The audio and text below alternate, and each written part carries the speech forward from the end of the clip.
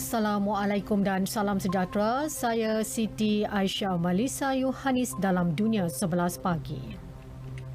Berkuat kuasa hari ini, Indonesia memansuhkan keperluan pemakaian pelitup muka di luar rumah. Ini termasuk menarik balik keperluan ujian negatif pra-pelepasan bagi pengembara asing dan domestik yang divaksinasi. Kenyataan Presiden Joko Widodo menyebut langkah itu diambil berikutan kadar jangkitan COVID-19 yang semakin terkawal.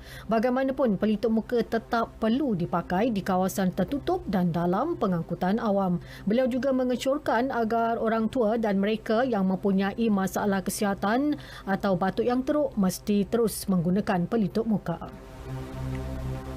Di Korea Utara, penularan COVID-19 yang pantas dalam kalangan populasi tidak divaksinasi mewujudkan risiko varian baharu yang lebih tinggi. Kebimbangan itu disuarakan Pengarah Kecemasan Pertubuhan Kesihatan Sedunia WHO Mike Ryan. Lebih membimbangkan apabila negara tersebut tidak berusaha memutuskan rantaian jangkitan selain tidak menggunakan peralatan yang tersedia. Pyongyang juga masih belum memaklumkannya secara rasmi mengenai wabak itu, sekaligus menyifatkannya sebagai pelanggaran jelas terhadap kewajipan undang-undang negara bawah peraturan kesihatan antarabangsa WHO. Sementara itu, Jepun akan menjalankan ujian pelancongan dalam bentuk lawatan pakej terhad bermula akhir bulan ini. Ia sebagai langkah mengumpul maklumat menjelang pembukaan semula sempadan negara. Menurut agensi pelancongan, pelancong dari Amerika Syarikat, Australia, Thailand dan Singapura akan dibenarkan mengambil bahagian dalam lawatan terbabit. Namun, mereka perlu melengkapkan 3 dos vaksin. Amerika Syarikat membenarkan penggunaan suntikan penggalak jenis Pfizer untuk kanak-kanak berumur 5 hingga 11 tahun. Matlamatnya ialah memberikan perlindungan berterusan terhadap wabak COVID-19. Pesuruhjaya Pentadbiran Makanan dan Ubat-ubatan Amerika Robert Califf berkata, keputusan itu menjadikan penduduk berumur lebih 5 tahun layak untuk suntikan ketiga. Penduduk didesak mendapatkan dos penggalak bagi meningkatkan imuniti badan yang semakin berkurangan. Baru-baru ini, negara itu membenarkan dos penggalak kedua untuk mereka berumur 50 tahun ke atas.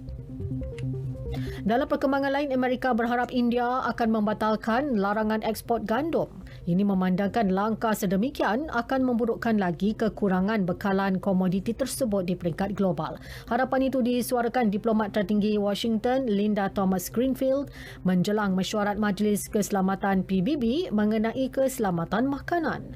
Beliau berharap India boleh mempertimbangkan semula keputusan berkenaan setelah mendengar kebimbangan yang dibangkitkan negara lain. Harga gandum kini mencecah paras tertinggi dalam pasaran Eropah berikutan keputusan India mengumumkan larangan ekspor gandum Sabtu lalu.